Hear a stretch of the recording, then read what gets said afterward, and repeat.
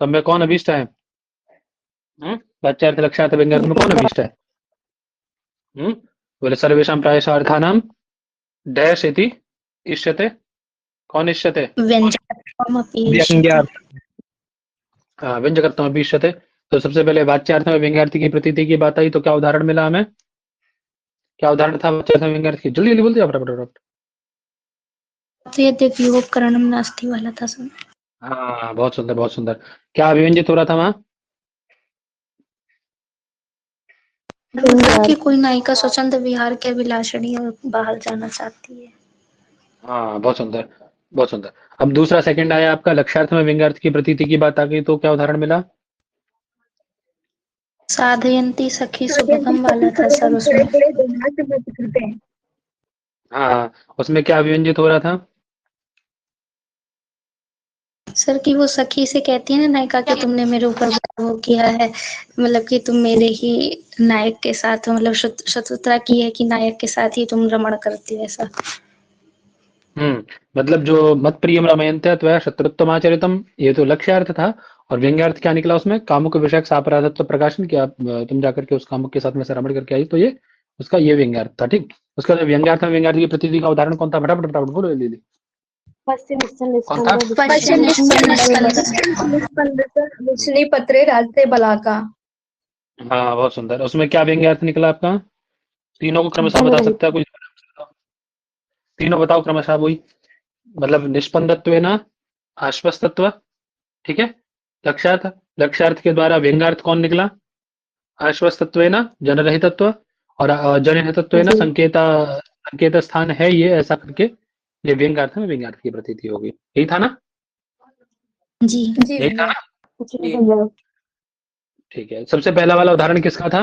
मतलब जो वो था आपके उसमें क्या था? काकु वैशिष्ट था, बुद्धि वैशिष्ट था, वक्त्री वैशिष्ट था। वक्त्री वैशिष्ट था सर।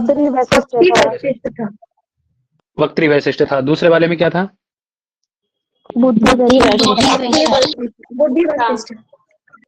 बुद्धि वैशिष्ट का उदाहरण बना। बहुत सुंदर बहुत सुंदर बहुत सुंदर।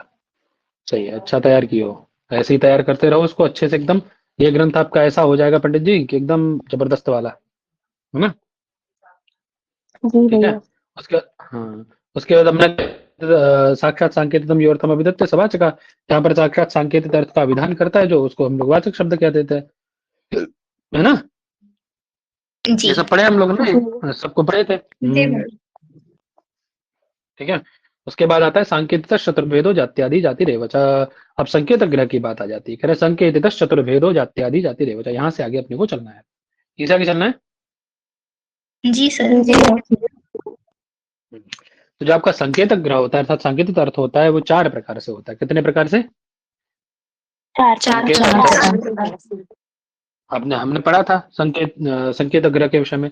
तो बोले जिस जो अर्थ है जहां पर आप संकेतक ग्रह कर रहे हैं, वो कितने प्रकार का है? संकेत जहां पर संकेतक ग्रह किया जा रहा है, चार प्रकार का। कौन से चार प्रकार हैं? फटाफट फटाफट म्यूट कर लीजिए अपने आप को और सुनते जाइए, देखिए, है ना? जहां समझ में ना वहां पर पैराग्राफ कंप्लीट करने का पूछूंगा आपसे। ठीक है ना? यद्यपि संकेत चतुर्भेदो जात्यादि जाति रेवच, वो चार भेद हैं उसके, जहां पर संकेत आप जिस अर्थ में करते हैं उसके चार भेद हैं। कौन से? बोले जात्यादि ही जाति रेवच। आदि से क्या क्या लेना है तो वो बता रहे हैं। क्या क्या लेना है आदि से जी पंडित जी? तो क्या कह रहे हैं? जाति, जाति तो लिखा ही है ना? गुण, क्रिया और यदृच्छ। ठीक है सर? ये चार चीजें आपको आदि से, तीन चीजें गुण क्रिया यदृच्छा को आदि से लेना है। ठीक है सर? कह रहे हैं यद्यपि अर्थ क्रियाकारिता प्रवृत्ति निवृत्ति योग्य व्यक्ति है वह। यद्यपि अर्थ क्रियाकारिता होने के कारण, क्या होने के कारण जी? यद्यपि अर्थ क्रियाकारिता होने के कारण, है ना? जी आवाज आ रही है ना मेरी? जी सर। तो क्या कह रहे हैं? यद्यपि अर्थ क्रियाकारिता या प्रवृत्ति निवृत्ति योग्य व्यक्ति ही है वह। यद्यपि अर्थ क्रियाकारिता होने के कारण, है ना? अर्थ क्रियाकारिता मतलब अर्थ क्रिया का निर्वाह का वहन करने वाला होने के कारण प्रवृत्ति निवृत्ति योग्य कौन है? जिसकी प्रवृत्ति होती है, जिसकी निवृत्ति होती है, व्यक्ति है। जैसे मैं कहा कि भाई पुस्तक लाइए, है ना? आप में से किसी को कहा, भाभिया को कहा मैंने, जाओ बच्चा पुस्तक लेके आओ, तो प्रवृत्ति किसकी हुई? क्या भाव्या नाम की हुई? नहीं हुई ना? बोलिए, बोलो। जी सर। नहीं उसकी सर। हुई क्या? नहीं हुई ना। मैंने कहा कि गाय को बांधो, गाय को उधर बांधो, है ना। तो अब गाय को बांधो ऐसा करके जो गाय का यहाँ से ले जाना, एतद देश से तद्देश में प्राप्ति होना गाय की जो प्रवृत्ति हुई, गाय के लाने में आपकी गोत्र जाति में हुई क्या? नहीं हुई ना। उस नहीं गोत्र सर। विशिष्ट व्यक्ति में हुई ना, वो गोत्र जाति जिसमें रहती है उसमें हुई ना, हुई कि नहीं? क्यों जी? जी। उस विशिष्ट व्यक्ति में हुई। नहीं सर। हाँ। तो प्रवृत्ति या फिर निवृत्ति के योग्य कौन होता है? कौन होता है प्रवृत्ति निवृत्ति वाला? व्यक्ति ही होता है। समझे पंडित जी? है ना। अर्थात जो हम संकेतक ग्रह करते हैं, संकेतक ग्रह किसमें होता है? व्यक्ति में ही होता है। ठीक है। प्रवृत्ति निवृत्तियों की व्यक्ति ही है, लेकिन बात तो सही है, लेकिन समस्या क्या है? कि तथापि, ऐसा होने पर भी, यद्यपि ऐसा होता है तथापि, बोलते हैं ना हिंदी में हम, यद्यपि प्रायशः हम लोग रोटी से सब्जी खाते हैं, रोटी सब्जी खाते हैं, है ना। लेकिन तथापि, यद्यपि ऐसा करते हैं लेकिन तथापि ऐसा भी होना चाहिए, है ना। वही कह रहे हैं। तो कह रहे तथापि आनंत्याद व्यभिचाराच्च तत्र संकेता कर्तुम न युज्यत। वहां समस्या क्या है? यदि हम प्रवृत्ति निवृत्ति योग्य व्यक्ति को मान रहे हैं तो व्यक्ति में ही यदि संकेत ग्रह करने लग जाए, व्यक्ति में ही हमारे यहाँ संकेत ग्रह होने लग जाए तो समस्या क्या है? क्यों ये जाति गुण क्रिया और यदृच्छा को मानने की जरूरत है? व्यक्ति में ही कर ले। क्यों जी? सारी चीजें आपको व्यक्ति में मिलेंगी नहीं मिलेंगी? जाति देखो व्यक्ति में मिलेगी, गुण मिलेगा, क्रिया मिलेगी, यदृच्छा, सब सारी चीजें व्यक्ति में मिल जाएंगी। संकेत ग्रह व्यक्ति में मान लो, क्या दिक्कत है? तो कह रहे आनंत्यात व्यभिचारात च तत्र संकेता कर्तुम न युज्यत। तो दो दोष आएंगे। कितने दोष आएंगे यदि व्यक्ति में संकेत ग्रह करते हैं तो? दो दोष। दो दोष। एक अनंत, हाँ, अनंत्यापत्ति आ जाएगी, है ना। आपको अनंत व्यक्तियों की कल्पना करनी पड़ेगी, एक के बाद एक, एक के बाद एक, एक के बाद एक, ऐसा करके अनंत कल्पना करनी पड़ेगी, है ना। और दूसरा दोष आएगा व्यभिचारी दोष। दूसरा दोष कौन सा आ जाएगा जी? व्यभिचारी दोष। व्यभिचारी दोष। अतः अतः एतदर्थ तत्र संकेतः कर्तुम न युज्यते। इसीलिए वहां पर उस व्यक्ति में संकेत ग्रह हम नहीं कर सकते हैं क्या? नहीं कर सकते। ठीक है। तत्र संकेतः कर्तुम न युज्यते, इसीलिए वहां पर संकेत ग्रह नहीं किया जा सकता। ठीक। ऐसे इति गौः शुक्लः चलः रेत्था इत्यादीनां विषय विभागो न प्राप्नोति इति च तदुपादो एव संकेतः। बात समझ में आएगी नहीं आई इतनी? बोलो हाँ कि ना। आ गई सर। क्यों जी? सबको समझ में आ गया नहीं? जी सर। जी सर। जी सर। बोले यदि ऐसा होता है तो इसीलिए कह रहे हैं, अतः इसीलिए तत्र संकेता कर्तुम न युज्यते इति, इसीलिए गौः शुक्लः चलः रेत्था। क्या बोला वाक्य? गौ शुक्ल चलो डित्था। है ना। सफेद रंग की जो गौ है अर्थात गाय है, वो क्या है? सफेद रंग की चलती हुई डित्थ नामक गौ है। यही तो है ना। गौ शुक्लः चलः डित्था। गौ जो है वो शुक्ल वर्ण की चलने वाली है। डित्थ नाम की जो शुक्ल वर्ण की गौ है वो चलने वाली गौ है, ऐसा करके वो वाक्य बना रहा है। ठीक। लिख दूं क्या ऊपर?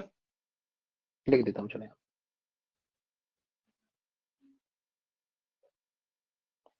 श्वेत वर्ण की, श्वेत शब्द है ना शुक्ल, है ना। श्वेत वर्ण की चलने वाली, जो चल रही है ना, चलने वाली, क्या नाम है उसका? डित्थ नाम की क्या है? गौ है। समझ में आ गई बात पड़े? है ना। अभी कह रहे हैं इन सब में, क्योंकि सारी चीजें अलग है। देखिए, एक क्या है? गौ क्या है? जाति है। शुक्ल क्या है? गुण है ना। चलना क्या है? क्रिया है। डित्थ क्या है? यदृच्छा है ना। इच्छा के अनुसार जो कार्य किया जाता है वो है ना। इन सब में विषय विभागो न प्राप्त। इन सब में क्या नहीं प्राप्त होगा पंडित जी यदि ऐसा कर लेते हैं तो? विषय विभाग है। विषयों का विभाग नहीं प्राप्त होगा। इन सब से यदि व्यक्ति की ही उपस्थिति कर ली जाए, इन सब से यदि व्यक्ति का ही ज्ञान किया जाए तो आपको विषय विभाग प्राप्त होगा कि कौन क्या है, कैसा है? नहीं प्राप्त होगा, तब खिचड़ी पक जाएगी। कह रहे हैं ऐसा यदि करते हैं, यदि व्यक्ति में संकेत ग्रह कर लेते हैं, एक तो बात ये आ गई कि अनंत और व्यभिचार दोष आ जाएगा, है ना। इस कारण से हम संकेत ग्रह नहीं कर सकते। और गौ शुक्लः चलः डित्था इत्यादि में कि श्वेत वर्ण वाली चलने वाली डित्थ नाम की गौ है, इस स्थल में, इस प्रकृत वाक्य में विषय विभाग प्राप्त नहीं होगा। अतः इसीलिए तदुपादौ एव इसीलिए उसकी उपाधि में ही संकेत ग्रह करना उचित होगा। बात समझ में आ गई? तदुपादौ एव अर्थात जो व्यक्ति है, व्यक्ति की एक उपाधि होगी, उस उपाधि में ही संकेत ग्रह करिए। ठीक है सर? बात समझ में आ गई? जी भैया। जी सर। अब यहाँ आपसे से बन जाएंगे, तो आप भी समझ रहे हैं क्या क्या प्रश्न बन सकते हैं, है ना? अच्छा कोई बताओ, देखें एक लोग, कोई बताओ, कोई व्यक्ति बोले, एक व्यक्ति बोले और बताए कि क्या क्या प्रश्न इनसे बन सकते हैं इतनी लाइन से। बना के बताओ, देखो कितना चलता है आप लोगों का दिमाग में। बनाओ। महोदय एक तो ये बन सकता ना कि वेदों मतलब बोलो बोलो। इसका मन चार वेद कौन मानता है संकेतक ग्रह का, एक प्रश्न ही बन जाएगा। और जाति जाति रेव वा, यहाँ से जाति रेव शब्द से किसको लेंगे, मतलब कौन मानता है, ये ले लेंगे महोदय। और मतलब अगर हम व्यक्ति में अगर प्रवृत्ति निमित्त मानते हैं तो फिर यहाँ पे कौन सा दो दोष आ जाएगा, ये पूछ सकता है महोदय प्रश्न में। और भैया जैसे गौ शुक्ल लिखा है तो फिर इसको क्रम वाइज में दे देते हैं, मतलब मैंने देखा था, एक बार पूछा था कि इसको क्रम वाइज लगाना है कि क्या इसका होगा। जैसे पहले चलो डित्थ शुक्ला गौ ऐसे करके दिया था, तो इसको क्रम वाइज में लगाना था, तो गौ शुक्ला चलो डित्थ वो एक इसी तो क्रम ये से, इस क्रम से इम्पोर्टेंट। ना, इस क्रम से हाँ जाति हाँ क्रिया के हाँ, आगे इसी क्रम से बोला था लगाने के आगे लिए। और एक प्रश्न और बच गया अभी, और बोलो बेटा, एक प्रश्न और बचा है ना बेटा? उपाधि उपाधि अलग अलग से भी मतों को किसमें संकेतक ग्रह मानता है, ये भी प्रश्न हो सकता है। हाँ ठीक है, वो तो चलो आगे आएगा अभी। आता है महोदय, उपाधि को संकेतक कौन मानता है, ये भी आता है। वो तो आगे आएगा अभी, चलो और उसको ये छोड़ो भी अभी। ये भी प्रश्न हो सकता है कि संकेतक ग्रह को आपद्वाप मतलब कि कहते हैं, इसका प्रश्न हो सकता है आपद्वाप के ऊपर, आवाद्वाप के ऊपर। नहीं चलो आगे चलो। अब देखो यहाँ से दूसरा एक लास्ट जो अंतिम प्रश्न बच रहा था वो बता रहा हूँ क्या है। आपसे एक पूरा लाइन रख देगा आपको, कह रहे गौ शुक्ला चलह डित्था इत्यादि नाम विषय विभागो न प्राप्नोति, है ना, विषय विभाग प्राप्त नहीं होता है, अतः संकेत कर्तव्य। कुत्र संकेत कर्तव्य, कुत्र संकेत ग्रह कर्तव्य, कहाँ संकेत ग्रह करना चाहिए आपको फिर इनके मत में? उपाधि में। उपाधि में। एव संकेत। बात समझ में आ गई? उपाधि में। ठीक है। विषय विभाग गौ शुक्ला चला डित्था इत्यत्र विषय विभाग प्राप्ते अभाव, है ना, विषय विभाग प्राप्ते अभावात, विषय विभाग की प्राप्ति के अभाव में कुत्र संकेत ग्रह कर्तव्य, तो उपाधो एवं संकेत ग्रह कर्तव्य। क्लियर? ठीक। जी भैया। जी भैया। अब ये सब इसकी उपाधियां हैं जो आप पढ़ रहे हैं, ये सब क्या है तो जी उपाधियां। उपाधि।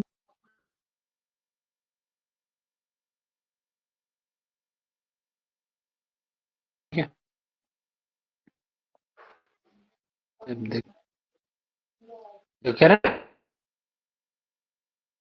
कि ऐसे धर्म को उपाधि कहते हैं जो कि उन्हें दूसरी वस्तुओं से पृथक करता है ना, इसको हम लोग विशेषण के नाम से जानते हैं, है ना। जैसे जाति है, अब सामान्यतः मनुष्यत्व जाति, और देखिए हम लोग मनुष्य हैं और पशु के अंदर पशुत्व जाति रहती है ना, तो वो हम लोग को अलग कर रही है ना एक दूसरे से, उपाधि हो गई। गुण, गुण क्या है, किसी का मृदु स्वभाव है, किसी का कठोर स्वभाव है, तो ये भी गुण है ना, तो इसके कारण वो अलग दूसरे से, एक दूसरे से हो गया, गुण के कारण अलग हो जाता है। एक शुक्ल है, एक कृष्ण है, इसके कारण अलग हो जाता है ना, ठीक है नहीं। क्रिया के कारण, क्रिया अलग अलग हो सकती है ना, संज्ञाओं के कारण भी अलग अलग हो जाता है, नहीं हो जाता व्यक्ति, यदृच्छा मतलब संज्ञा, ठीक है, उसके कारण भी ये सब उपाधि ही आ जाएंगे ना। ठीक है सर? जी महोदय। जी। जी कि भैया। अलग अलग ना कह करके उनको चारों को एक में समेट दिया उन्होंने, जाति गुण क्रिया यदृच्छा इत्यादि को सबको एक ही में ले लिया उन्होंने, उसको उपाधि के नाम बता दिया। ठीक। अतः इस उपाधि में ही संकेत ग्रह होना चाहिए, जाति गुण क्रिया यदृच्छा इत्यादि के द्वारा ही संकेत ग्रह कर्तव्य है। ऐसा ही अरे कह देते हैं इस बात को। ठीक है सर? ठीक है भैया, वही बात देखो बताने जा रहे हैं, यदि आप जी भैया। वही देखो जो आप मानोगे तो तीन समस्या आ जाती है, अनंत आपत्ति, ये विचार दोष और विषय विभाग प्राप्त नहीं होता, ये मैंने बताया देखो अभी आपको, है ना, ये तीन है। अब पूछ लेगा आपको ऐसे व्यक्ति में संकेत ग्रह मानते तो इनमें से कौन सा नहीं है ना, तो दो आपने ध्यान ही नहीं दिया था कि विषय विभाग प्राप्त नहीं होगा। तो ये सारी चीजें भी आपको ध्यान रखनी है, ठीक है। वो इस तरीके से 2 दे देगा, 3 दे देगा, है ना। ये केवल 2 ही देगा, एक में तीनों दे देगा, समझे। एक में केवल 1 देगा, है ना।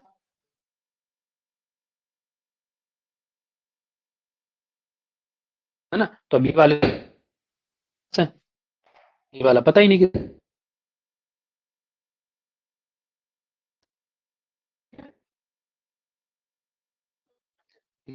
बोलो सर, समझ में आ गया सबको। जी जी महोदय, आवाज कट रही है बीच पे। आवाज कट जी भैया आवाज कट रही है। यार वाईफाई के पास बैठा हूँ, अभी आवाज कट रही तो क्या करूँ बताओ। रिज्वाइन करूँ कहो तो। जी भैया। ब्रेक हो जाता है बीच बीच में थोड़ा थोड़ा। चलो देखते हैं, बताना है ना जैसा हो। तो इतनी बात समझ में आ गई भैया सबको। बोलो हाँ कि ना, जी सबको क्लियर हुई बात है ना। जी सर। अब वो जाति वाति वाला आगे हम लोग देखेंगे कौन किस में शक्ति मानता है, ठीक है ना।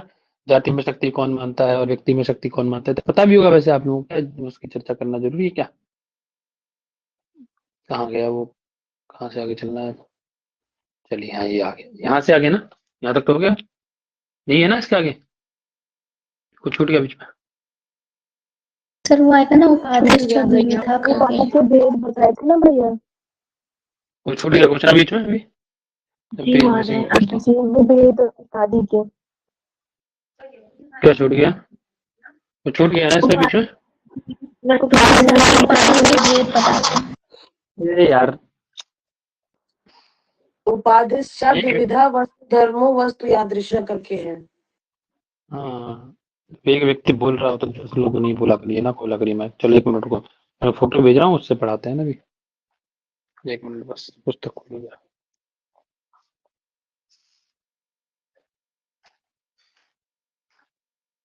महोदय 5-6 लाइन छूट गया है। ठीक है भेज रहा हूँ।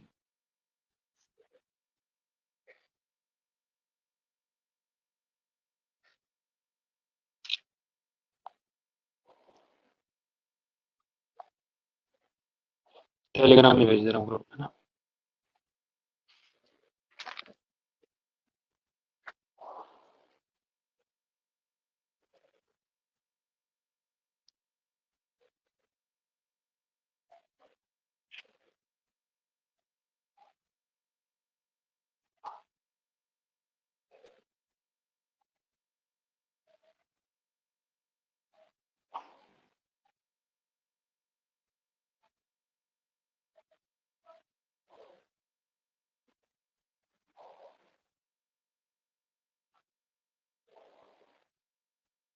देखिए आ गया क्या, आया टेलीग्राम में। जी सर।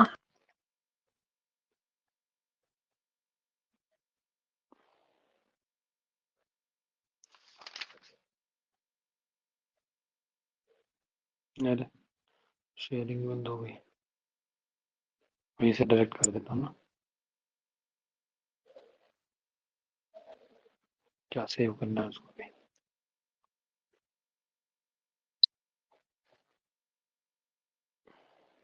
दिख रहा है ना आपको स्क्रीन, जी सर। दिख रहा है, क्लियर है ना, ब्लर तो नहीं है। अरे ब्लैक दिख रहा है सर। ब्लैक है। हम्म, ब्लैक दिख रहा है सर, ब्लैक। ब्लैक दिख रहा है, 1 मिनट पूछ रहा था। अभी देखो, दिखा अभी। अभी भी सर वैसे ही है। सर अब दिख रहा है, सर अब दिख रहा है। दिख गया। अब आया। दिख रहा है सर। क्या कह रहे हैं, देखिए कह रहे हैं यद्यपि, यहीं से आ गया ना, अभी यही छूट गया था ना बीच में। जी कह रहे हैं यद्यपि अर्थ क्रिया कार्यतया प्रवृत्ति निवृत्ति योग्य व्यक्ति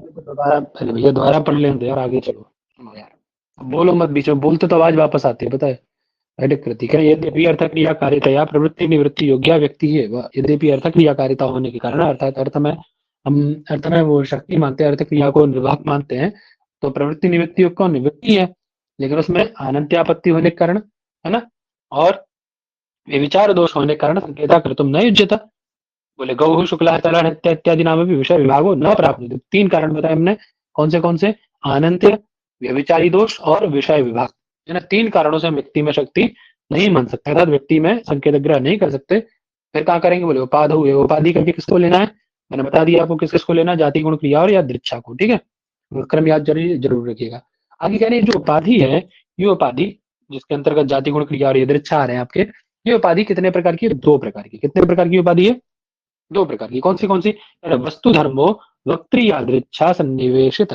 कौन सी 2 प्रकार की वस्तु धर्म और वृत्ति यादृच्छा वक्त्री यादृच्छा है ना वस्तु धर्म को यथार्थ बोलते हैं ठीक है ना और वक्ता की यादृच्छा मतलब अपनी इच्छा से जो भी हम समझा देते हैं वो ठीक कह रहे वस्तु धर्म भी 2 प्रकार का है ये जो वस्तु धर्म था पहले वाला ये भी 2 प्रकार का कौन सा सिद्ध और साध्य सिद्ध मतलब जो भी हो चुका है जैसे गतः है ना पक्तः ठीक है पाकः ये सब क्या है पचति इति पाकः यानी पाक हो चुका है ना गतः मतलब जा चुका ठीक है और साध्य क्या है पचति अभी पका रहा है ठीक है अब पकाने में वो उसको सब्जी को काट भी रहा हो सकता है वो हो सकता है कि अग्नि ही जला रहा हो भी है ना हो सकता है कि वो पकने वाला हो उतार के नीचे रख रहा हो ठीक है बात समझ में आ गई तो अग्नि जलाने से लेकर के चूल्हे पे से उतार के नीचे रखने तक का जो कार्य है वो साध्यावस्था कहलाती है ठीक है ये सब साध्यावस्था और सिद्धावस्था मतलब पकने के बाद जो नीचे रख गया कि हाँ ये अब पाक है वो सिद्धावस्था है बात समझ में आ गई अब सिद्ध भी 2 प्रकार का है सिद्ध भी कितने प्रकार का पंडित जी 2 प्रकार पदार्थ से प्राणप्रदा और विशेषाधान हेतु कौन है पदार्थस्य प्राणो प्रतो विशेष प्रधान हेतु विशेषाधान हेतु दिख नहीं रहा क्या स्क्रीन विशेषाधान हेतु हाँ पदार्थ से प्राणप्रदा ठीक है नाम बिल्कुल ध्यान रखना है ठीक है अब इसमें से ये जो पदार्थ से प्राणप्रदा है ठीक है वस्तु का जो पदार्थ सिद्ध धर्म है यही पदार्थ से प्राणप्रदा इसी को हम लोग जाति के नाम से जानते हैं इसी को किस नाम से जाना जाता है पंडित जी महाराज पदार्थ से प्राणप्रदा को जाति के नाम से जाना जाता है ना कहा भी गया वाक्य पदीय में क्या नहीं गौहु स्वरूपेण गौहु नापि अगौहु अपितु मतलब गाय जो है वो अपने स्वरूप से गौ नहीं होती है ना ही वो अपने स्वरूप से अगौ होती है बात समझ आ रही है गाय का स्वरूप क्या है गाय का स्वरूप क्या है पंडित जी कि वो सींग वाली है पूंछ वाली है चितकबरी है जैसा भी है उसका ना विचित्र वर्ण की है रक्त वर्ण की है तो ऐसे लिखे है ना गाय पे कि उसके एक पूंछ होती है 2 सींग होते हैं नहीं 4 हाथ 4 पैर होते हैं नहीं लिखे ऐसे स्कूल कॉलेज स्कूल में नहीं लिखे हो अपनी क्लास में दूसरी तीसरी क्लास में काव पे ऐसे फेमस ऐसे काव का काव इज अ होली एनिमल है इसके पास 2 सींग है और ये सब क्या है ना इतने ना तो वो जो कह रहे हैं वाक्य पदीकार कि गौ जो है वो स्वरूप से गौ नहीं होती क्या आपने एक बार देख लिया उसके स्वरूप के आधार पर आप उसको अब गौ कह देंगे क्योंकि उसके जैसा तो जो अगौ होता है क्या बोलते हैं आपका ये जो नील गाय या भैंस वगैरह उनका भी स्वरूप वैसे ही होता है लगभग कुछ ही बदलाव होता है बकरी भी वैसे ही दिखती है पंडित जी तो स्वरूप से गाय नहीं हो सकती ना आप अगौ और स्वरूप के आधार पर आप उसको अगौ नहीं कह सकते ये भी नहीं कह सकते किसका स्वरूप उसके जैसा नहीं तो ये गाय नहीं है फिर गाय किससे व्यवहार होती है विवृत होती है तो कह रहे गोत्व अभिसंबंधात और जिसके अंदर गोत्व विशिष्ट जाति रहेगी वो गौ है अब गोत्व का मतलब क्या है जाति मतलब वही विशेषाधान का हेतु है ना तो सॉरी पदार्थ प्राणप्रद जो पदार्थ का प्राणप्रद है स्वाभाविक सी बात है कि यदि गोत्व ना रहे तो वो गाय गोत्व ना रहे उसके अंदर वो पदार्थ का प्राणप्रद ना रहे है पदार्थ का प्राणप्रद जो सिद्ध धर्म है गोत्व यही तो है ना पदार्थ का प्राणप्रद सिद्ध धर्म गोत्व क्यों जी ये गोत्व ही तो पदार्थ प्राणप्रद सिद्ध धर्म है वही तो बोला ना आद्य जाति पदार्थ से गोत्व जाति है ना इस बताए यदि पदार्थ प्राणप्रद सिद्ध धर्म ना रहे तो उसके अंदर वो गाय कहलाएगी फिर बताओ यदि आपके अंदर मनुष्यत्व ना रहे, आपका ये जो पदार्थ से प्राणप्रद धर्म क्या है? पदार्थ प्राणप्रद धर्म क्या है आपका? मनुष्यत्व। मनुष्यत्व। यदि मनुष्यत्व। आपके अंदर ना है तो आप मनुष्य थोड़ी ना कहलाएंगे जी, है ना? प्रत्येक मनुष्य के अंदर रहता है। ऐसे ही गाय का भी पदार्थ प्राणप्रद धर्म क्या है? गोत्व। ठीक है, इसके कारण ये जो धर्म इसमें रहता है, पदार्थ प्राणप्रद धर्म इसमें रहता है, इस कारण से ये जो गाय है वो गाय कहलाती है। समझ में आई बात? ये गोत्व का अभिसंबंध होने के कारण ये गाय कहलाती है। ठीक है सर, गोत्व जाति से संबंध है इसका, इसलिए तो गाय है। नहीं तो वो स्वरूप से तो गाय नहीं होती पंडित जी, है ना? अर्थात सिंपल सी बात ये याद रखो कि जो आपका पदार्थ का प्राणप्रद जीवनाधार ये तो जो धर्म है, यही क्या है आपका? जाति है। इसी को जाति कहा जाता है। यहाँ से ये पूछ लिया जाएगा आपसे, ये तो सिंपल सी बात है। यहाँ से ये प्रश्न बनेगा कि कितने प्रकार का सिद्ध है पदार्थ प्राणप्रद और विशेषाधान हेतु है, तो आपसे ये पूछ लिया जाएगा जो पदार्थ से प्राणप्रद है ना, यह सिद्ध धर्मा पदार्थ से प्राणप्रद सिद्ध धर्मा कथ्यते डैश कथ्यते जाति गुण क्रिया यदृच्छा व्यक्ति क्या कहलाता है? ध्यान देगा ना कि पदार्थ से प्राणप्रद या सिद्ध धर्म सह जाति इति नामना उच्यते, है ना, विव्रियते। क्लियर है ना? जी। जी सर।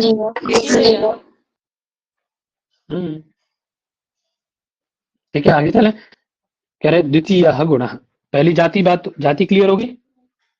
जाति क्लियर होगी ना? हाँ, चार थे ना, जाति गुण क्रिया अच्छा, जाति क्लियर हुई?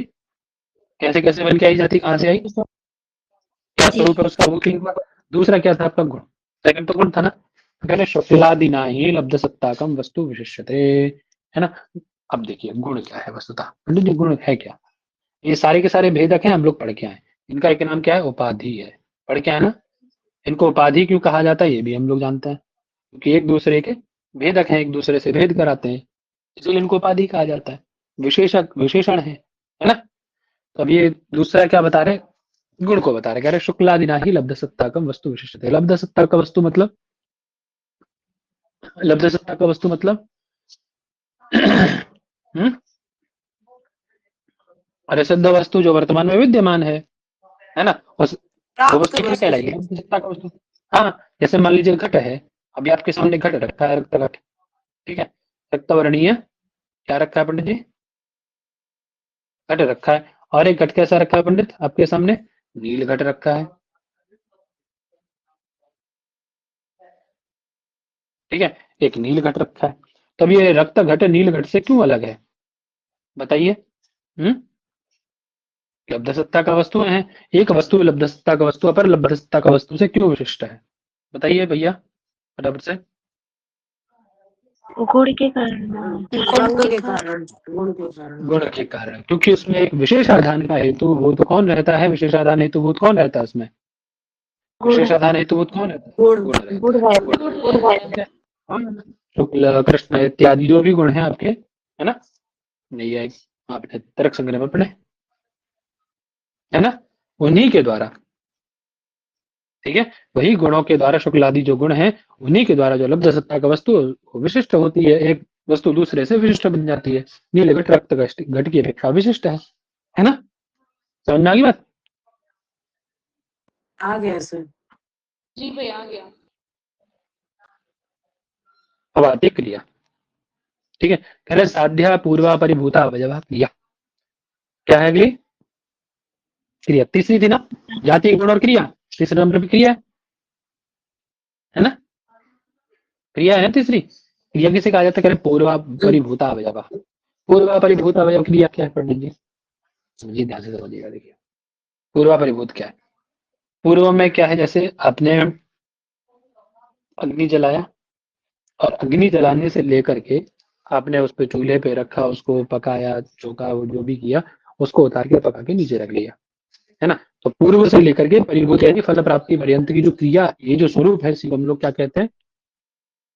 जितना भी व्यापार हुआ ये क्या है? क्रिया है। पद्धति क्रिया ये तो है ना।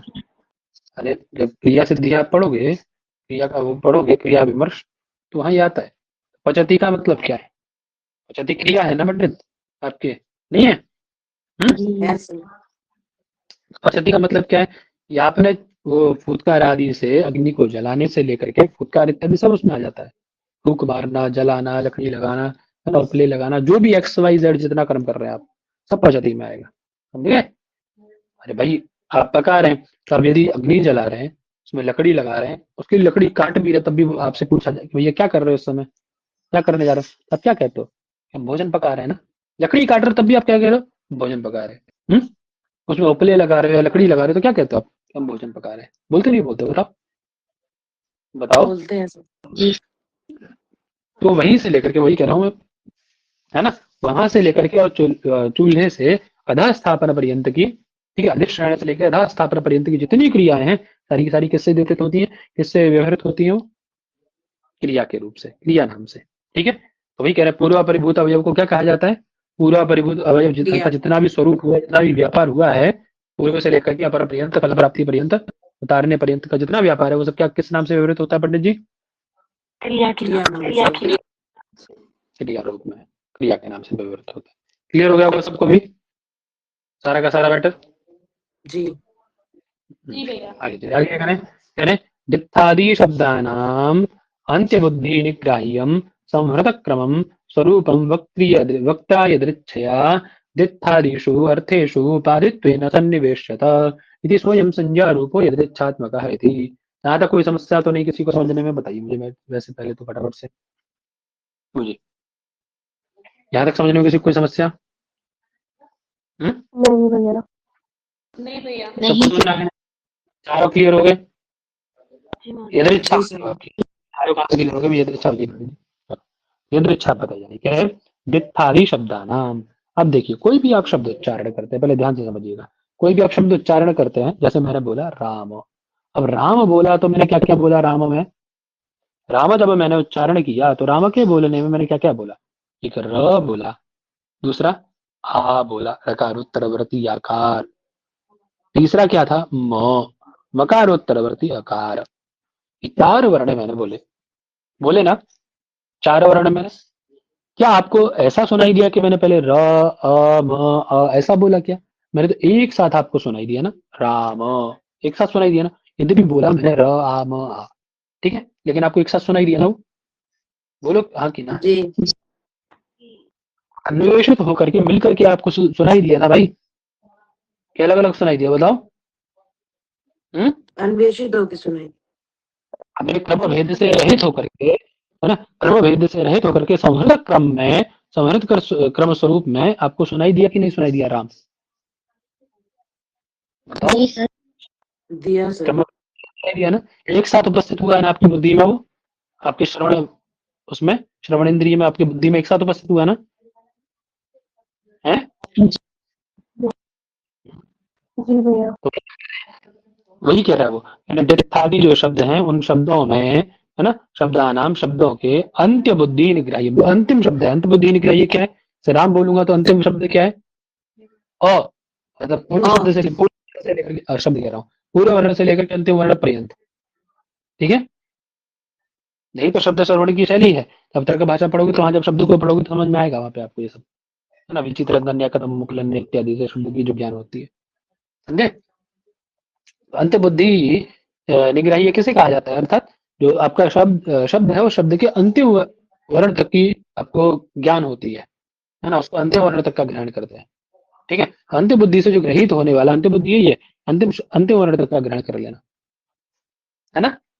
और वो कैसा है अंत्य बुद्धि निग्राह्य? बोले संहृत क्रम, अर्थात क्रम भेद से रहे, तो वो एक साथ बिना क्रम के आपकी बुद्धि में एक साथ उपस्थित होने वाला है कि नहीं? ऐसा है क्यों जी? जी सर। जी तो कह रहा है क्रम वाला स्वरूप हम वक्ता यादृच्छा, वक्ता की यादृच्छा के अनुसार, वक्ता जैसा चाहता है वैसा वक्ता की इच्छा के अनुसार, वक्ता अपनी स्वेच्छा के अनुसार क्या करता है? डित्थादिषु, जो डित्थादि शब्द हैं, है ना, उन शब्दों में, है ना, डित्थादिषु अर्थेषु, अर्थों में, उपाधित्वेन, उपाधि के रूप में, है ना, ये जो उपाधि के रूप में क्या कर लेता है? सन्निवेशित, उसको सन्निवेशित करता है, अर्थात उसको सन्निविष्ट कर लेता है। ठीक है, मतलब सिंपल सी बात है कि यदि मैं किसी को कुछ कहूं तो आप उसको अपनी इच्छा के, जो सुनने वाला व्यक्ति है वो क्या करेगा? वक्ता अपनी इच्छा से, मान लीजिए अब आपका नाम कुछ है ना, अब वही अपनी इच्छा से नामकरण जब किया जाता है, किसी चीज का नाम रखा जाता है, किसी को डित्थ, किसी को डवित्थ इत्यादि नाम दिया जाएगा तो वक्ता अपनी इच्छा से, जो उसकी इच्छा है, उस इच्छा से उसका डित्थादि अर्थ में उसका उपादान करेगा कि नहीं करेगा? उपाधि देगा कि नहीं देगा? तो उपाधि का मतलब अन्यों से अलग कहेगा उसको, है ना? कहेगा कि नहीं कहेगा, बताओ? क्यों जी पंडित जी? है? जी कहेंगे सर। डित्थादिषु अर्थेषु, डित्थादि जो अर्थ हैं, इनका उपाधि के रूप में सन्निवेशित करता है, अर्थात अन्यों से उसको पृथक कर देता है। ठीक है, इसी को हम लोग स्वयं संज्ञा स्वरूप यदृच्छात्मक, इसी को हम लोग यदृच्छात्मक संज्ञा स्वरूप कहते हैं। समझे पंडित जी? है ना? जी ठीक है सर। मतलब कहने का उनका है कि कोई भी व्यक्ति जैसे मैं हूँ, है ना? अब मुझे क्या करना है, एक अर्थ है, घट मुझे दिख रहा है, अब उसका नाम घट ही रखना है, ये मेरी इच्छा है, यदृच्छा है। अरे पूर्व से चला आ रहा है, ठीक है, अब मुझको मेरी इच्छा है ना उसको घट बोलना है, या कुछ और बोलना है, कुछ और बोलना है, कुछ और बोलना है, ऐसा करके मेरी कॉल है ना? तो वही कह रहे हैं कि जो व्यक्ति है, बोलने वाला, जो उच्चारण करता है, जो नाम लेने वाला, कहने वाला जो व्यक्ति है ना, नाम रखने वाला जो व्यक्ति है, वो देखेगा कि हाँ, इस शब्द के लिए क्या नाम चल रहा है, फेमस क्या है, बोले उसको घट बोलते हैं, सब लोग घट ही घट चिल्लाते हैं इसको, है ना? ये रूढ़ है इसमें, है?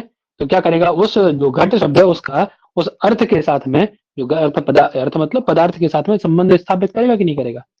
क्यों जी? जी और उस दिन के बाद से वो पदार्थ फिर उसी नाम से जाना जाएगा आगे भी, है कि नहीं? बताओ। हम्म अब मान लीजिए सपोज दैट आपके परिवार में 5 लोग रहते हैं, ठीक है, पिताजी कोई ऐसी चीज लेके आए, नहीं एकदम जो आपने अभी तक 5 लोगों ने किसी ने ना देखी हो, है ना? और वो बाहर खरीद के लाए, स्वाभाविक सी बात है, लेके आए तो उनको तो पता ही होगा, क्योंकि वो बाहर व्यवहार हो रहा है उसका उस नाम से, वो आपको लाके दी जाए। अब आपके सामने वो जिस नाम से व्यवहारित करेंगे उसी नाम से तो आप जानेंगे ना पंडित जी, वही उसका नाम हो जाएगा ना उस दिन से। क्यों जी? उसी नाम से उसको बोल जी वो उसी नाम से बोल दूंगा, वही कह रहे हैं। उसी को हम लोग क्या कह रहे हैं, स्वयं संज्ञा रूप यदृच्छात्मक, वही संज्ञा स्वरूप यदृच्छात्मक शब्द है, ठीक है? उसी को हम लोग यदृच्छात्मक शब्द बोलते हैं। क्या कह रहे हैं, गौः शुक्लः चराढ़ दो चतुष्टयी शब्दानां प्रवृत्ति थी महाभाष्यकार। बोले महाभाष्यकार भी इस बात का समर्थन करते हैं। क्या कह रहे हैं भैया, देखिए, गौः शुक्लः चराढ़, अर्थात जो श्वेत वर्ण की चलती हुई, चला है यानी चलती हुई, है ना, डित्थ नाम की गाय है ना? इस वाक्य में इत्यादि, इस वाक्य में चतुष्टयी शब्दानां प्रवृत्ति, जो शब्दों की प्रवृत्ति है वो कितने प्रकार से होती है? कितने प्रकार से होती है पंडित जी? 4 4 प्रकार से। प्रकार से। 4 प्रकार से होती है। 4 प्रकार कौन से हैं? तो गौ से क्या लेंगे आप? जाति, जाति। जाति है ना? जाति शब्द गौ से ले लेंगे। और शुक्ल से क्या ले लेंगे पंडित जी? गुण स्वरूप। चतुष्टय शब्दानाम प्रवृत्ति कही है ना आपने, तो जाति स्वरूपा गौ से हो जाएगी, गुण स्वरूपा शुक्ल से हो जाएगी, चला से क्या क्रिया स्वरूपा हो जाएगी, हो जाएगी ना? यदृच्छा स्वरूपा मतलब शब्द स्वरूपा, यदृच्छा संज्ञा स्वरूपा किससे होगी? समझ बात? जी हाँ? शब्द का प्रवृत्ति निमित्त 4 प्रकार का, ऐसा कौन मानता है? महाभाष्य महाभाष्य। आपसे पूछा है। ये पूछा जा सकता है आपसे, है ना? क्लियर हो गया पूरा अच्छे से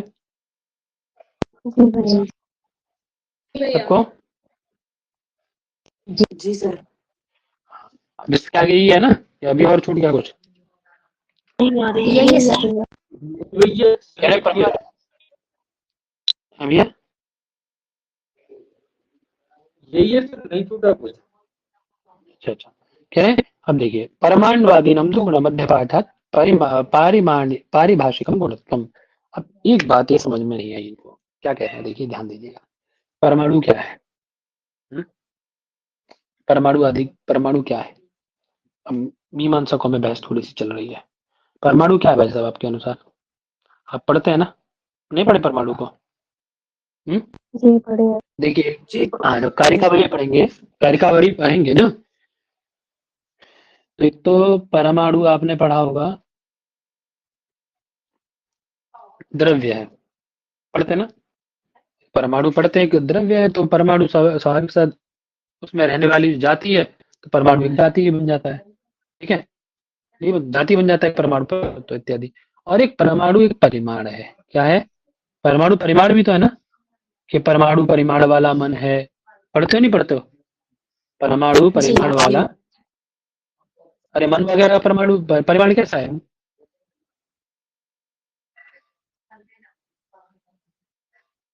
मन है ना? क्यों जी, आवाज आ रही है मेरी? मन है, आ रही तो है इसका सर। मतलब परिमाण कहाँ आता है? गुणों में आता है कि नहीं आता है? आता आता है कि सर। नहीं आता? बोलो हाँ कि ना, जल्दी फटाफट फटाफट बोलते जाओ भाई साहब। आता है सर। आता है, ठीक है। और एक हम क्या पढ़े पंडित जी? आवाज आ रही है मेरी? आ रही है सर। जी भैया। तो एक तो आप कह रहे हैं कि परमाणु जो है वो जातिवाचक है, जातिवाचक नहीं है? परमाणु शब्द जातिवाचक है ना? नहीं है? है सर। नहीं है? हाँ महोदय। है सर। है ना? और वैशेषिकों ने कैसा पढ़ा है? गुणों में पढ़ा है कि नहीं पढ़ा है? अरे न्याय वाले वैशेषिक वालों ने गुणों में पढ़ा है कि नहीं पढ़ा है? परमाणु जी परिमाण पढ़ा है। पढ़ते हैं ना? फिर अब जब पढ़ेंगे कारिकावली, तो वहाँ कारिका भी आती है, पारिमांडल्य भिन्ना नाम कारणत्व उदाहरणत्व, कारण है वो सब पढ़ते हैं जब, तो साधन वेदन में पढ़ते हैं, वहाँ आता है ना। तो बोले पारिमांडल्य से भिन्न जिनका परिमाण है, तो परमाणु से अतिरिक्त द्वैणुक इत्यादि सब आ जाते हैं उधर में, है ना। उनका साधन में कैसा है? बोले कारण है वो सबके प्रति, उनका परमाणु जो है वो सबके प्रति कारण है। तो द्वैणुक आदि का परिमाण सबके प्रति कारण बन जाता है। परमाणु का जो परिमाण है वो किसी के प्रति कारण नहीं बनता है। यही तो है ना। लेकिन जी परिमाण तो है, इतनी तो बात मानते हैं, ये तो बात पक्की है कि परमाणु परिमाण होता है। मन इत्यादि का इंद्रियों का परिमाण कैसा है? परमाणु परिमाण है। तो परमाणु परिमाण तो है, अर्थात गुणों में आता है, परिमाण है तो गुणों में आ जाएगा।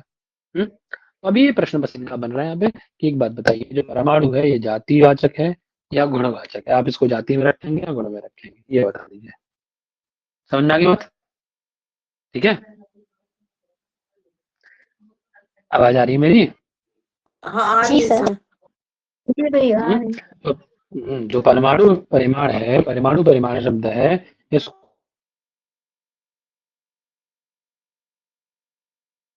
सर आवाज चली आवाज गई। या इसको गुण मानेंगे? ये प्रश्न आपके सामने खड़ा हो जाता है।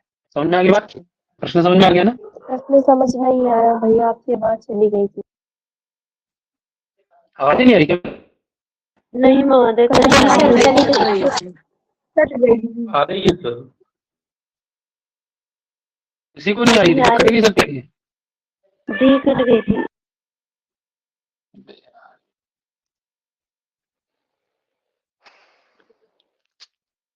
देखिए दो मत हैं इसमें, ध्यान से सुनिएगा।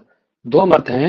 एक परमाणु जातिवाचक शब्द वाले हैं, परमाणु शब्द जातिवाचक है ऐसा मानते हैं, ठीक है। एक वैशेषिक है जो कि परमाणु को परिमाण मानते हैं। हम लोग सब पढ़ते हैं कि इंद्रियों का परिमाण जो होता है वो इंद्रियां अतीन्द्रिय क्यों है? आपको आपकी चक्षु इंद्रिय क्यों नहीं दिखती है? आपको रसन इंद्रिय क्यों नहीं दिखती है? आपको त्वच इंद्रिय क्यों नहीं दिखती है? श्रवण इंद्रिय क्यों नहीं दिखता है आपको? ये सारी इंद्रियां क्यों नहीं दिखती? क्योंकि इनका परिमाण कैसा हम लोग पढ़ते हैं ना, अतीन्द्रिय परिमाण वाली है। अतीन्द्रिय मतलब, अतीन्द्रिय मतलब परमाणु परिमाण वाली है। अभी आ रही है आवाज? कट रही है अभी भी? क्लियर है सर। आ रही है आ रही है। भैया। अर्थात परमाणु परिमाण है। और परिमाण कैसा होता है? परिमाण को हम लोग किसकी श्रेणी में रखते हैं? गुणों की श्रेणी में आता है कि नहीं आता है? तो तर्क संग्रह और ये पढ़ते हैं सब, तो गुणों में गिना गया नहीं, गिना गया परिमाण को, गिना गया। बिना में। है ना। तो बस प्रश्न उसका इतना ही है कि आपके लिए जो परमाणु शब्द है, ये परमाणु शब्द को, परमाणु परिमाण पूरा, परमाणु जो परिमाण शब्द है, इस परमाणु परिमाण शब्द को हम जातिवाचक शब्द माने, है ना, जाति शब्द माने, या फिर वैशेषिकों के अनुसार गुण वाला माने। क्या माने इसको?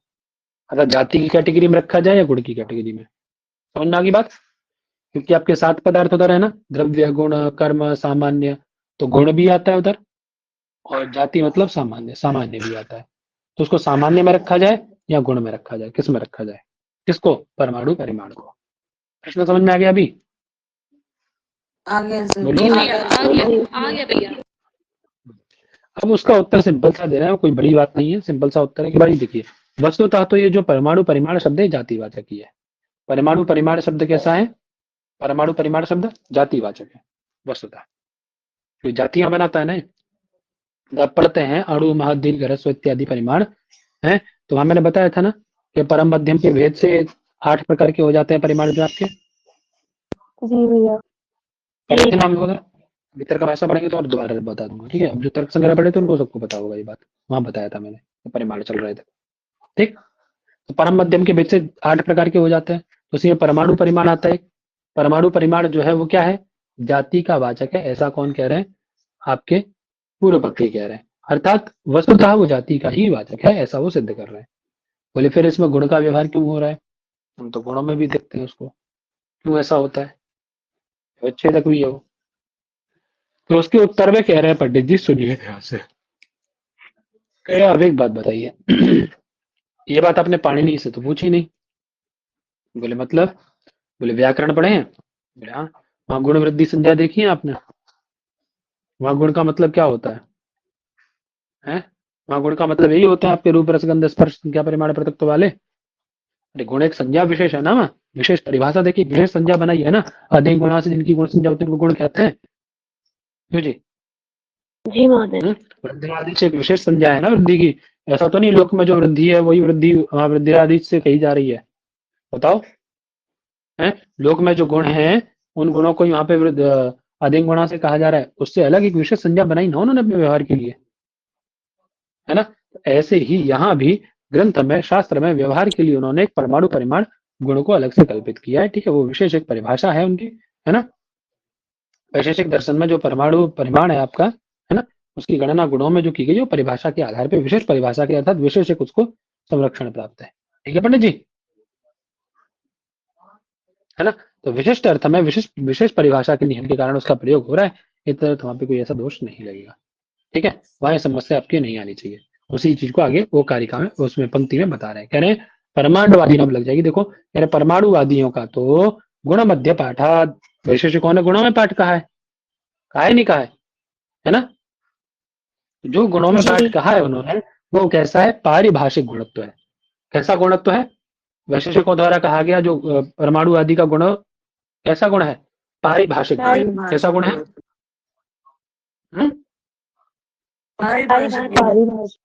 पारिभाषिक। तो ये ध्यान रखना एकदम अच्छे से, ठीक है, ध्यान रहेगा कि नहीं रहेगा बताओ, जी सर। ठीक है।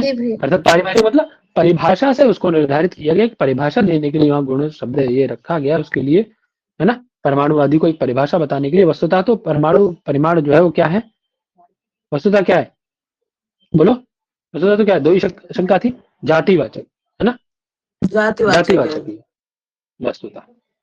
कंफ्यूजन हो गया था ना कि जाति में रखें इसको या गुण में रखें, किस में रखा जाए, और दोनों ही आपके पास आ रहे हैं। विशेष वैशेषिक कौन उधर रखा है आपने, जाति में रखा है इसको, तो कहाँ रखा जाए इसको, वही निराकरण किया उन्होंने, ठीक है सर, ठीक है जी सर। क्लियर हो गया होगा सबको, है ना। वही कह रहे थे कि परमाणु आदि को पारिभाषिक रूप से गुण कहा जाता है, वस्तुतः जो परमाणु है वो कैसा है, जाति शब्द ही है ना, ठीक है। जी सर। यही बात मैंने ही बताई आपको, मैंने कुछ अलग तो नहीं बताया ना, ये तो बताया ना। जी भैया। अब जिनको जाना समझने की इच्छा हो वो क्या करना, ये प्रभा टीका है नीचे, बहुत सारा हिंदी में लिखा है, उसके बाद पढ़ लेना तो और क्लियर हो जाएगा, ठीक है सर, है ना।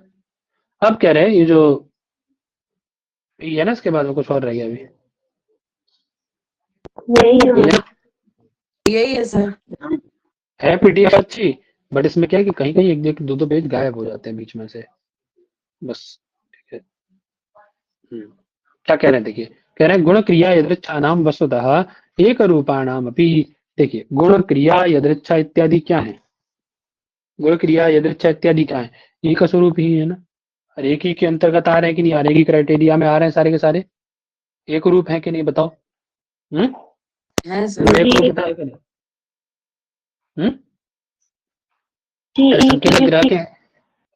संकेत ग्रह में आते हैं कि नहीं आते हैं सारे के सारे, आते हैं सर, है ना, ठीक है। चारों चारों में संकेत ग्रह होता है ना भैया, है ना।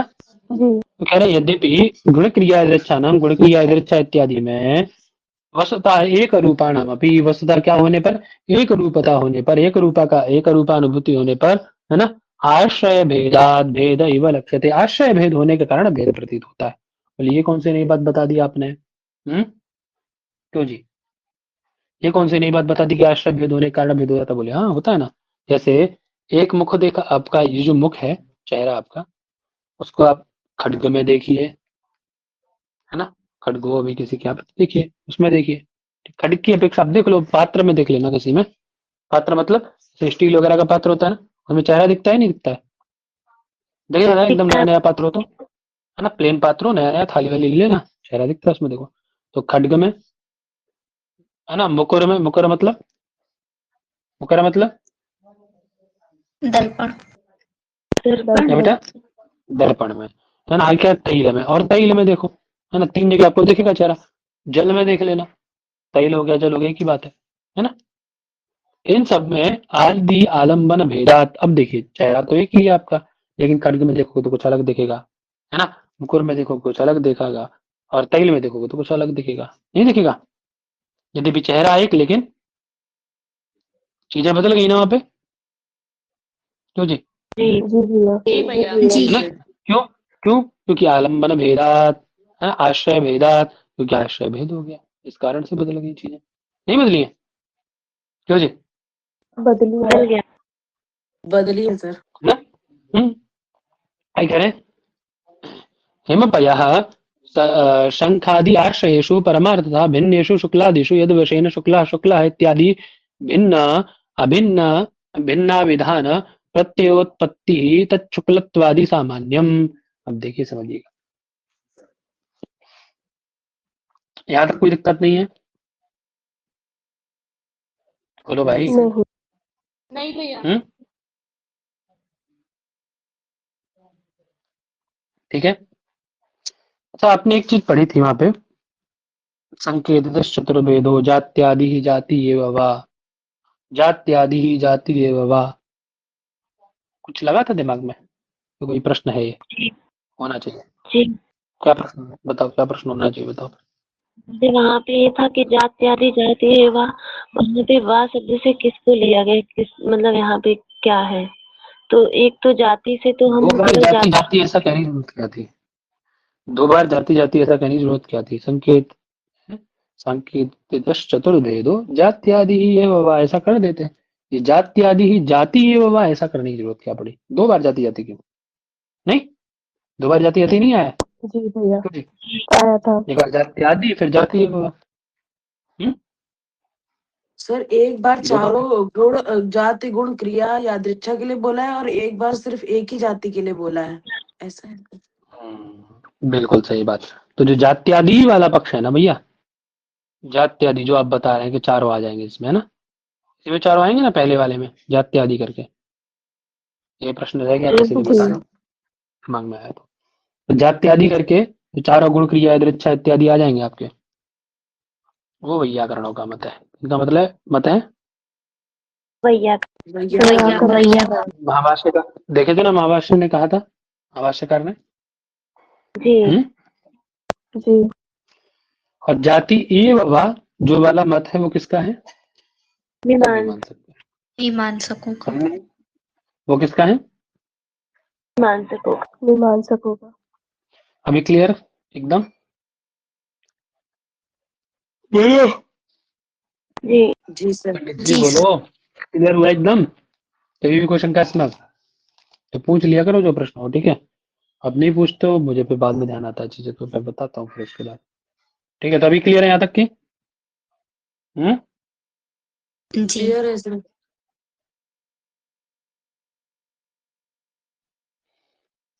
चलिए, क्या कह रहे हैं? देखिए, आप जब देखे होंगे हिम को, बर्फ को देखें, बर्फ भी सफेद होता है ना, बर्फ सफेद होता है ना, नहीं होता? जी। ये खाने वाले बर्फ की तरह जो वैसा बर्फ दिखता है, जो आप कहीं बर्फबारी देखते हैं, वो सफेद होती है ना, एकदम श्वेत होती है कि नहीं होती, बताओ? हम्म? जी। दूध कैसा होता है? नहीं होती है। दूध भी सफेद होता है, दूध भी सफेद होता है। शंख कैसा होता है? देखे होगे शंख ना, सफेद। होगा भी बहुत लोग, सफेद। होता है नहीं होता है श्वेत है? जी। तो ये कह रहे हैं, जी इन भैया। सब आश्रयों में, ये सब आश्रय है कि नहीं? तो आपका शुक्ल गुण है, शुक्ल गुण के आश्रय है कि नहीं? हिमपय शंख, सब आश्रय है। कह रहे परमार्थतः भिन्नेषु, यद्यपि आश्रय है, आश्रय अलग अलग है सबके, भिन्न भिन्न आश्रय है कि नहीं सबके? जी। बोलो बेटा। जी महोदय। जी भैया। वही कह रहे हैं, संखादि आश्रयेषु परमार्थतः भिन्नेषु शुक्लादिषु यद वशेन, जिनके कारण से शुक्ल शुक्ल इत्यादि भिन्न अभिधान प्रत्ययोत्पत्ति, जिस कारण से शुक्ल शुक्ल में ऐसा व्यवहार होता है, यद वशेन, जिस कारण से। सब देखिए, आश्रय शुक्ल वर्ण वही है, लेकिन आश्रय भेद है बस केवल, ठीक है ना। हम्म जी जी। तो जिस कारण से, वही कह रहे हैं, परमार्थ तथा भिन्न स्थलों में शुक्लादि वर्णों में यद वशेन, जिस कारण से, जिसकी सहायता से, शुक्ल शुक्ल है ना, शुक्ल शुक्ल है, अर्थात ये श्वेत है, ये ऐसा, ये श्वेत वर्ण का है, ये श्वेत इसके जैसा श्वेत है, हम कहते हैं ना, ये बर्फ के जैसा श्वेत है, ये दूध के जैसा है, ये शंख के जैसा श्वेत है, नहीं बोलते हैं। ऐसे करके इत्यादि भिन्ना भिन्ना विधान प्रत्योत्पत्ति, भिन्न विधान जो प्रत्योत्पत्ति है ना, जो शुक्लत्वादि का जो व्यवहार होता है वो किसके द्वारा होता है पंडित जी? उसमें रहने वाला कौन है जो समान व्यवहार कराता है उनमें? लेकिन है वो सब सफेद ही, कौन है ऐसा? तो शुक्लत्वादि सामान्यम, तत् शुक्लत्वादि सामान्यम, है ना, जो भिन्ना विधान भिन्न आश्रय होने पर भी उनमें शुक्लत्वादि का ज्ञान करा रहा है, एक ही ज्ञान करा रहा है, वो कौन है ऐसा कराने वाला आपका? एकाकार प्रतीति कराने वाला कौन है? एकाकार कथन करने वाला कौन है? क्यों जी? जाति। शुक्ल से जाति। सिंपल सी बात है ना। उसी प्रकार से देखिए, कह रहे गुड़ तंडुल आदि पाक आदिशु, है ना, गुड़ का पाक, तंडुल का पाक, अब कोई भी पाक कर लीजिए, उन सब में यद्यपि उनका प्रोसेस अलग अलग है, गुड़ पकाएंगे तो अलग पकेगा, तंडुल पकाएंगे तो अलग तरीके से पकेगा, सब्जी पकाना है तो अलग तरीके से पकेगा, दाल पकाना है अलग तरीके से, सबके पाक अलग अलग है ना। लेकिन वस्तुतः उनमें सामान्य क्या है? तंडुल आदि पाकादिशु, इनके सबके पाकों में एक चीज सामान्य क्या, कॉमन क्या है? पाकत्व आदि जाति, तो सामान्य है। बात समझ आ गई?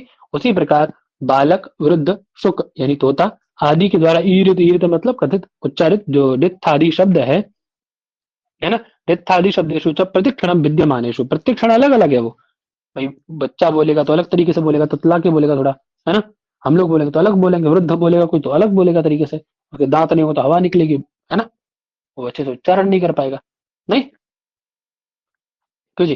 तो जी और शुक बोलेगा तो एकदम अलग तरीके से बोलेगा, तो सबका उच्चारण अलग अलग होगा कि नहीं होगा? एक ही शब्द को उच्चारण किया सबने, तो उच्चारण भेद है, लेकिन सब में क्या है? डित्थादि अर्थेषु व डित्थत्वादि अस्ति इति सर्वेषां शब्दानां जाति एवं प्रवृत्ति निमित्तम, तो उनका लेकिन एक कॉमन चीज होगी सब में, तो कोई भी उच्चारण करे उसको, उसमें डित्थत्व तो सामान्य ही रहेगा ना सब में, नहीं रहेगा? बताओ। जी रहेगा सर। है कि नहीं? प्रत्येक क्षण प्रति क्षण में विद्यमान अर्थात परिवर्तनशील वृत्तादि जो अर्थ हैं उनमें एक चीज तो कॉमन है, या तो शब्दों की बात ले लो आप, शब्द जो उच्चारित हो रहे हैं, अथवा प्रत्येक व्यक्ति को जो डित्थ डित्थ अलग अलग कहा जा रहा है, उन डित्थादि पदार्थों में एक चीज कॉमन है, क्या? उसमें रहने वाला डित्थत्व। हो सकता है बेशक कि आप डित्थ किसी और को कह रहे हैं, मैं किसी और को कह रहा हूँ, और तीसरा व्यक्ति किसी और को कह रहा है ना, लेकिन कॉमन क्या है कि उस जिसको हम डित्थ का व्यवहार कर रहे हैं उसके अंदर डित्थत्व है। समझे पंडित जी? वो कॉमन है, समझ गए ना?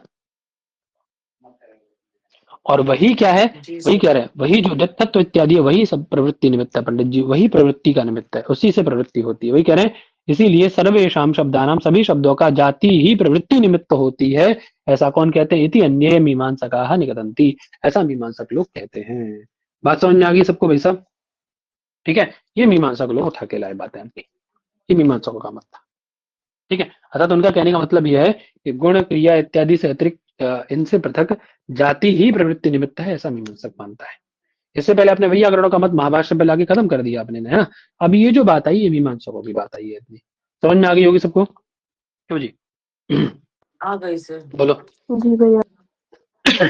ठीक है, इसीलिए वो लोग, क्योंकि सब जगह देखिए, आपने देखा सब जगह वो जाति ही रह रही है, चाहे वो गुण हो, उन्होंने घटा के बताया ना पीछे, देखो गुण में घटा के बताया है, बोले तंडुल आदि ये सब जो है इनमें पाक में क्रिया में घटा के बताया आपको, क्या है? पाक अब तो कॉमन है, चाहे वो कैसी भी क्रिया कर लीजिए आप, उसमें एक ही चीज कॉमन है। अरे चाहे साइकिल से जाइए, चाहे पैदल जाइए, चाहे बस से जाइए, खाली गमन कॉमन है उनमें सब में, है कि नहीं? है कि नहीं? बताओ।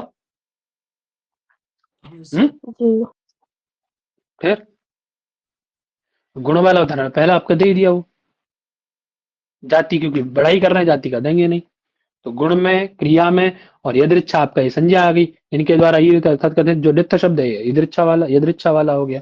तो इन सब में कॉमन क्या था आपका? क्या देखा आपने? क्या कॉमन निकला आपका? क्यों जी? जाति। जाति। इसीलिए वो कह रहे हैं सभी शब्दों का प्रवृत्ति निमित्त जाति ही है। ऐसा कौन कहते हैं? मीमांसक। अन्य मतलब मीमांसक कहते हैं।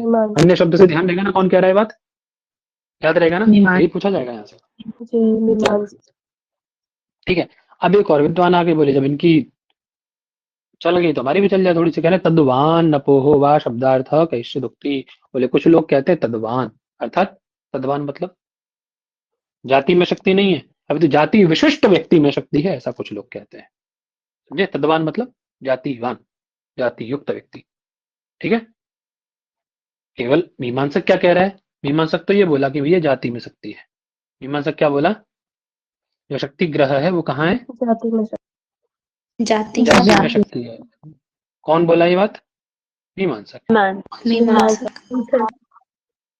ठीक है, समझ में आ गई बात? अब ये जो तद्वान, तद्वान मतलब जाति विशिष्ट व्यक्ति में शक्ति है, ये कौन कह रहे हैं? नैयायिक। कह रहे हैं। ये बौद्ध। ठीक है। और अपोह वाला कौन आ गया? बौद्ध। बौद्ध। अपोह का मतलब जानते हैं ना? अपोह का मतलब जानते हैं ना? अतत व्यावृत्ति। अतत व्यावृत्ति जानते हैं ना, बताए थे ना? एक गाय दूसरी गाय से क्यों अलग है? क्योंकि उसमें अतत व्यावृत्ति, अर्थात वो गाय गाय गाय अन्य पशुओं से क्यों अलग है? क्योंकि उस ये दो गोत्र इत्यादि मानते नहीं, तो जाति मानते नहीं। तो हम लोग कहेंगे, क्या कहेंगे? हमसे पूछा जाए यदि कि गाय अन्य जानवरों से क्यों अलग है, हम क्या उत्तर देते? कि उसके अंदर गोत्र रहता है ना? यही तो उत्तर देते हैं हम लोग, ये उत्तर देते हैं कि उसके अंदर गोत्र रहता है। गोत्र विशिष्ट, गोत्र जाति रहती है उसके अंदर, गोत्र जाति वाली है। लेकिन ये जो अपोह वाला है, ये थोड़ा सा हट के बोलता है। ये क्या कहता है कि ये गाय को नहीं पकड़ रहा है, ये क्या कर रहा है कि अन्य को हटा दो, जो बचेगा ये, है ना? और एक थाली है, एक थाली में आपको दिया जाए चावल, है ना? चावल में कच्चे चावल, कच्चे चावल में दाल मिला दिया जाए, उसमें जौ मिला दिया जाए, है ना? उसमें तिल मिला दिया जाए, और आपसे कहा जाए कि अलग अलग करो अब इनको। समझ गए? अब दो रास्ते हैं आपके पास में। अब आपसे कहा जाए कि उसमें से तिल अलग अलग करने हैं, या आपसे कहा जाए कि जौ निकाल के दे दो मैं इसमें से, या आपसे कहा जाए दाल निकाल। आपके पास रास्ते क्या है? एक को यदि अलग निकालना है आपको, मान लो जौ अलग निकालने हैं उन चार चीजों में से, तो क्या करेंगे आप? या तो चारों को अलग अलग निकाल लो पहले, है ना? पहले चावल अलग निकालो, तेल अलग निकालो, दाल अलग निकालो, जो बचा वो जौ। ठीक है, जो शेष रहेगा थाली में। या फिर एक दूसरा रास्ता कि जौ को अलग निकाल लो। ये रास्ता ठीक है, जौ को अलग निकालने वाला। ये किसने अपनाया? ये किसने अपनाया? नैयायिक ने। उसने क्या किया? गाय को खींच के अलग निकाल लिया सारे जानवरों में से, कि गोत्र धर्म जिसके अंदर दिखाई दे वो गाय है, निकाल लो। ठीक। लेकिन उन्होंने क्या किया? अपोह वालों ने थोड़ा उल्टा कर दिया। इन्होंने क्या कर दिया? बोले अतत व्यावृत्ति कर दो, अर्थात उससे अतिरिक्त की व्यावृत्ति कर दो, उनकी निवृत्ति कर दो, जो बचा वो गाय। समझ गए? समझ गए ना? जी। तो वही कह रहे हैं, अपोह वा शब्दार्थ कैश्चिद उक्ता, कुछ लोग ऐसा कहते हैं, है ना? इति ग्रंथ गौरव भयात प्रकृता अनुपयोगाच्च न दर्शितम। ग्रंथ के गौरव के भय से और प्रकृत में अनुपयोगी होने के कारण उसको मैंने यहाँ पे नहीं दिखाया है। ठीक है सर, समझ आ गई? ठीक है सर, जी सर। जी। बोलो भाई। और ये सब पढ़ लेना आप, देखो वही सब लिखा है, देखो आप वो वगैरह वो सब लिखा है, देखो क्या क्या है ना, अतत व्यावृत्ति क्या होता है ना, वो सब बता रहे। देखो अतत व्यावृत्ति क्या, अपोह अर्थात अतत व्यावृत्ति के रूप में ही, रूप अर्थ ही संकेत का विषय है। जब हम गो शब्द का प्रयोग करते हैं तो गो के अतिरिक्त जितने अगऊ हैं, गधा, भेड़, बकरी, भैंस वगैरह सब, है ना, उनकी व्यावृत्ति हो जाती है।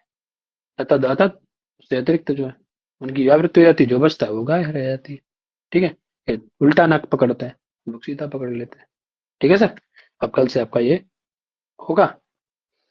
ठीक है, कल थोड़ा सा ज्यादा खींचेंगे, आज थोड़ा लेट भी हो गए थे जुड़ने में, है ना? क्योंकि अभी 9 बजे से एक टाइम दिया है किसी और को, क्या आपके ऐप के लिए बात की है अभी बनवाने के लिए। मांग तो पैसा बहुत सारा ना, पेट भर के एकदम बढ़िया 35,000 मांगा है उन लोग ने।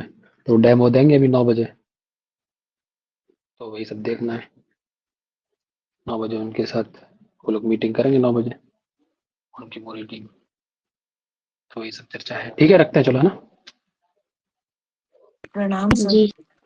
प्रणाम भैया।